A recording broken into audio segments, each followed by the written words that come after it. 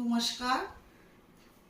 আপনার জন্মকুণ্ডলিতে যদি কেতু খারাপ থাকে তবে আপনার জীবনে অনেক রকম সমস্যা দেখা দেবে।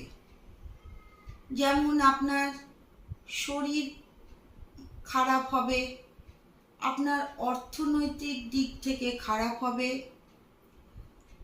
কোনো বিষাক্ত কীটনাশকের কামড়ানোর ভয় থাকবে,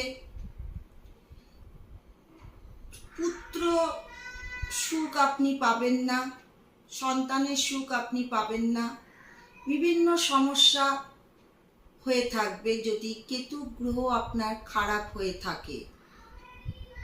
তার জন্যে আপনাকে মনসা মাকে খুব ভক্তি করতে হবে। প্রত্যেক